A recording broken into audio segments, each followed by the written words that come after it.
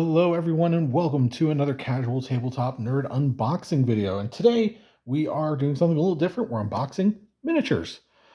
This is the Bauhaus, and I'm probably going to mispronounce this horribly. I believe somebody on the Discord said it was pronounced Etolies Mortants, but also apparently that's just gibberish. It's not real like French or anything. So we're just going to call them the Mortants, Dying Stars, whatever the hell you want to call them. These are the close combat specialists for the Bauhaus faction in Warzone Eternal. And they are pretty cool. They come with pistols and swords. Like they're all designed to get in real close, real quick. Except for their specialist is a sniper, which is a bit out of the ordinary because the specialist they had in previous editions was always a flamethrower. So I'm not going to complain. This is like the best heavy weapon Bauhaus has access to. So yeah, they come in this handy little box.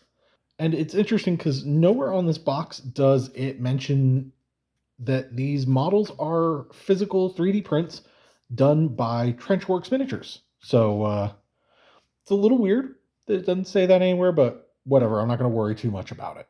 All right, so let's crack this open. I've already cut it open and take a look at what you get inside. So you get this handy little flyer from Trenchworx for their Snap Tray product advertising.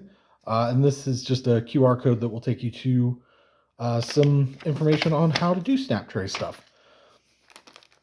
And then we have the models and the cards. So we'll take a quick look at the paperwork. So you get 3 cards. You get the Mortant Trooper, Mortant Sniper, and the Mortant Leader. So nothing crazy happening here. Like I said, these are the sort of close combat specialists of the faction.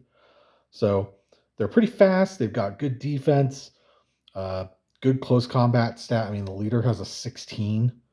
So you slap the cybernetic arm on them, and they get stupid strong.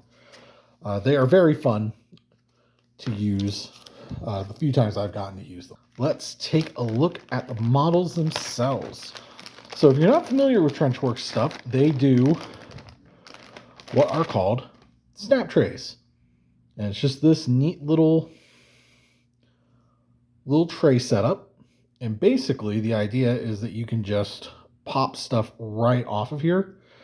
For some stuff you can. Some stuff I recommend clipping, cutting, and doing the hairdryer method, which I will show you here in a second because that's how I'm going to do it. But you got your models. So you got 2 of your Mortants, you got 2 more here, and then you've got the sniper.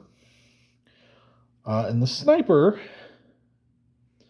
has earned no small amount of ire in the community for being a dude. Traditionally, the models for the Mortants have always been women.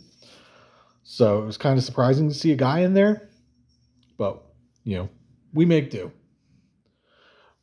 And then down here, you can sort of see next to the bases, you've got swords in scabbards, swords out of scabbards. So you have a lot of choices, sort of how you want to dress them up. So theoretically, I do this with the bases because it's easy with the bases, but because these are 3D printed, you can just pop these right out. With the actual models, like I said, I recommend doing some snipping and the hairdryer method. And what that does is it will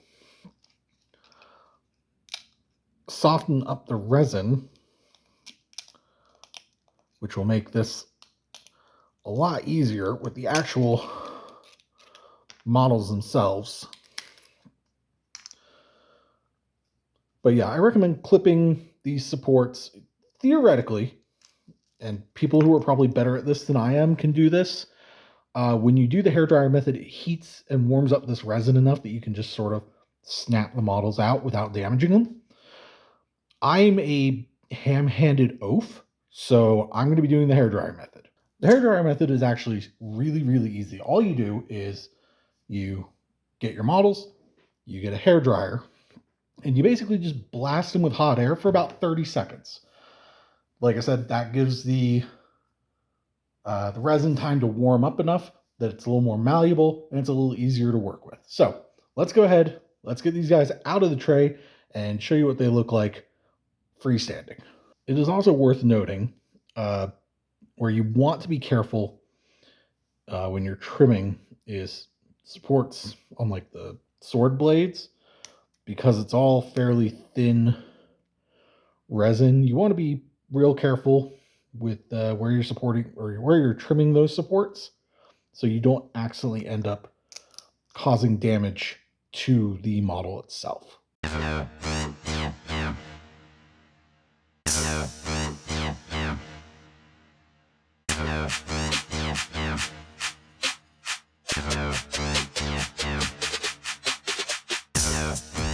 Yeah, once you heat them up,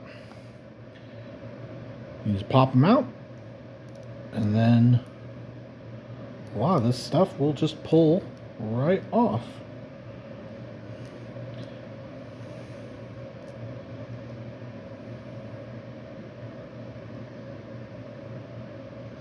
And voila. You know, need a little more cleaning up. I'll need to get in there and get some of these little bits of resin there, but bish bosh done. Let's get the others out. Okay, I've got them all out of the frame. I'm all out of their little tray. I did have to cut a chunk of this off, which kind of sucks because these are designed to be like reusable as terrain, but I probably won't be doing that because I don't have space. So I was hoping to film that whole process, but the way some of these were in there, it was just a little trickier to get in and get at some of these supports, and trying to do that through this tiny little screen on my phone wasn't working out so good. So I do apologize I didn't show more, but you should have the gist of how all that works. Here's the sniper. My buddy Gavin, who works at Trenchworx actually, is going to help me to 3D print a new head for the sniper to make it female, because my brain says that the Mortants are women, because that's what they've always been to me, even though it doesn't actually say that anywhere in the lore, apparently. Yeah. So, yeah, there's still little bits here and there that will need to be cleaned up, but it really is that easy. I mean, that took me maybe a little longer than my other ones just because of the way the models were rested in here, and because I was trying to be really careful not to break all these swords and scabbards. But yeah, I'm relatively incompetent when it comes to the modeling side of things, and these models are so fucking easy to get out of these things. It really is just an engineering marvel, and the guys at Trenchworx deserve a shit ton of credit for it, because the miniatures look great, the material is really solid. I've only had one of my models break. One of my Venusian Rangers, his hand snapped at the wrist holding his HMG, which was totally on me. I sort of wrenched it weird and busted it. So these are great miniatures. They are, I mean, they truly are just super nice, super well made. I mean, I heated these things up with a hairdryer, and they're right back to being nice and rigid and basically ready to go. So, and they have all the detail you could want on them. Like, I'm sure somebody out there is going to go, "Oh, they don't have this or this or this extraneous thing, but like a bunch of greebly bullshit is not detail. It's just greebly bullshit for the sake of greebles. And these have every bit of detail you could really ask for on them. I think they look fantastic, and they're super cool. They capture that old school feel, and I am so excited to get these uh finish getting them cleaned up, get them on their bases, and be able to use them in a game sometime, because this is going to be a game changer of a model for me, I think. Anyway, guys, I hope you've enjoyed this little unboxing of some Warzone models. I will be doing more in the future, as I do plan to buy myself a second faction. And yeah, if you are interested in picking up Warzone and you're here in the US or Canada, and I think Mexico, but don't quote me on that one.